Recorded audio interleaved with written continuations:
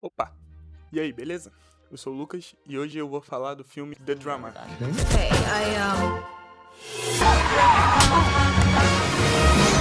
Protagonizado pelo Robert Pattinson e pela Zendaya, esse filme consegue tirar muito da atuação do Robert Pattinson e da própria Zendaya.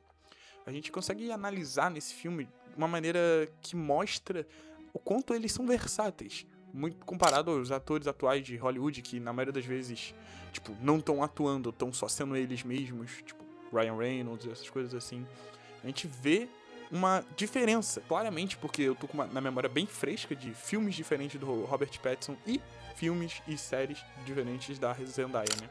No caso, eu tô falando de Euphoria, onde ela faz uma personagem completamente diferente e você realmente vê que tem muita diferença na forma de agir e os trejeitos, ou a forma que em cada um dos personagens é atuado é diferente, então isso traz uma vivência melhor pra Zendaya, então isso é um ótimo ponto forte do filme. O que eu posso dizer é que ela arrasa nesse filme, a gente realmente consegue comprar a personagem dela e, de certa maneira, a gente também compra o personagem do Robert Pattinson e seu caos que ele tá passando. Toda a situação que os dois estão passando no filme realmente é um drama e a gente tem um peso muito interessante, uma discussão política muito interessante, uma discussão realmente sobre relacionamentos, até que ponto você perdoaria alguém, até que ponto você conhece a pessoa que tá do seu lado, o que é muito interessante, principalmente com um filme que fala sobre casamento, e que no início você acha que é um filme super good vibes, que vai te conquistar até o final, mas se prova completamente o contrário, e cada vez mais vai crescendo. E aí vem um dos pontos que eu mais acho interessante desse filme, que é a própria montagem dele. A montagem dele não é linear na maioria das vezes. Você tem uma narrativa que usa de trejeitos como mostrar na tela o que o personagem tá pensando, cenas do que o personagem tá se imaginando, como ele tá pensando, deixando, bem claro, bem literal em te mostrar o que o personagem tá pensando, e não fica de uma maneira caricata, fica de uma maneira meio contemplativa. Você tá tentando entender o que o personagem tá passando sem ter que falar na sua cara que, nossa, eu tô sentindo isso, eu tô sentindo aquilo. Não, você tá sentindo coisas junto com o personagem. Ele vai te passando a sensação que ele tá sentindo pelas cenas. E a montagem claramente é o fator principal disso. Você vê cenas fora da linearidade, trazendo à tona uma coisa que vai acontecer depois, uma coisa que aconteceu antes, pra te mostrar como é que ele tá sentindo aquilo naquele momento, o porquê ele tá pensando aquilo. Isso é muito interessante. Obviamente isso é um ponto do roteiro, mas eu acredito que isso é mais um ponto da direção e da própria montagem, que traz de maneira incrível e impecável essa transmissão de sentimentos. Outro ponto interessante desse filme é o roteiro dele e como ele complementa, junto com a montagem e a direção de arte, que eu também vou falar, uma ideia e uma sensação dos personagens. Você consegue compreender cada um dos personagens, cada um dos dilemas que cada um tá passando, de uma maneira que não fica cômica e não fica realmente escrachado na sua cara o que você deveria estar sentindo.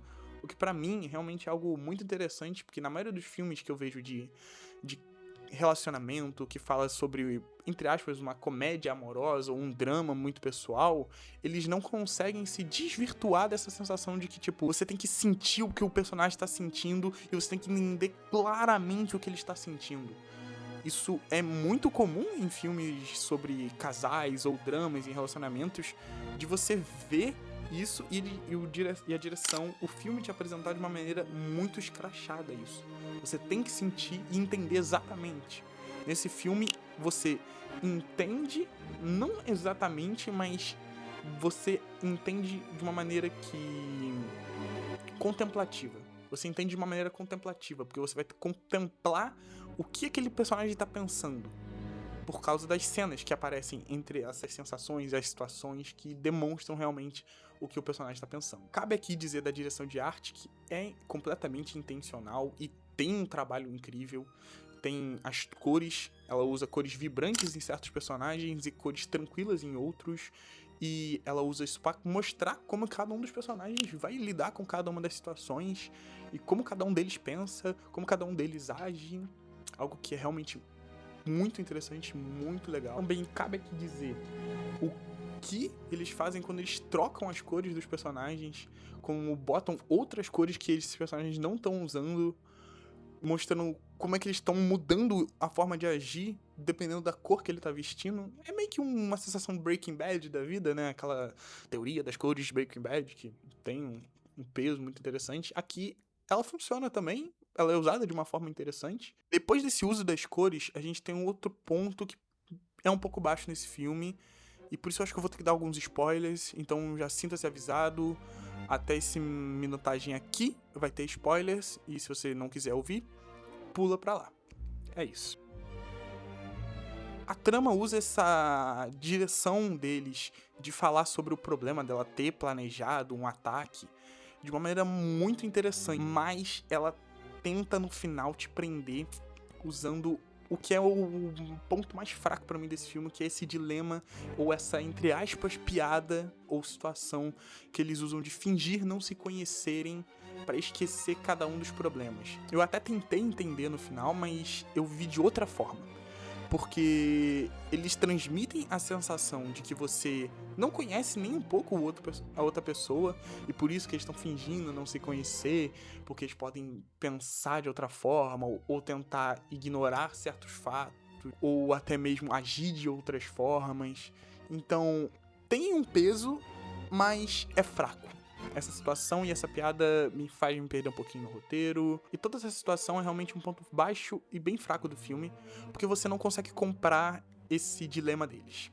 É bem fraquinho. Agora que já acabaram os spoilers, eu posso terminar um pouco da minha crítica. Agora, pra finalizar, eu acho super interessante citar e deixar bem claro que esse é um dos melhores filmes do ano de 2026 até o momento. Acho que você tem que ir assistir ele. Ele tem um roteiro que te prende do início ao fim, você não quer largar, mesmo te deixando desconfortável e te questionando ao mesmo tempo o que você faria na situação de cada um daqueles personagens, como que você agiria e como você já agiu em outras situações da sua vida pessoal. É muito interessante, um drama bem forte, bem estruturado, com aspectos técnicos interessantes, apesar de você não ter uma fotografia completamente linda, ou até mesmo uma iluminação completamente linda, totalmente pensada, mas você tem um trabalho complementar de todos os aspectos técnicos de uma maneira que, mesmo que eles não sejam extremamente surpreendentes, eles são bem utilizados para transmitir a ideia do filme. E os que são surpreendentes são aspectos muito fortes. É um filme imperdível, na minha opinião, por isso que a minha nota para ele é 4 de 5, e muito do que eu não gostei desse filme tá nessa sensação que, com uma das situações do filme que eu não gostei. Mas aí, como eu disse, eu dei spoilers sobre ela, então precisa correr o risco ou não pra entender o que eu tô falando. É isso, eu sou o Lucas, eu tô começando a fazer vídeos de cinema agora. Se você gostou, deixa seu like, compartilha, deixa um comentário aí pra gente conversar. Eu quero falar sobre esse filme, e se você quiser falar também, tô super disposto a ler o seu comentário e compartilhar a nossa opinião junto. Se inscreve no canal se você gostou do vídeo, deixa seu like, e é isso. Tchau!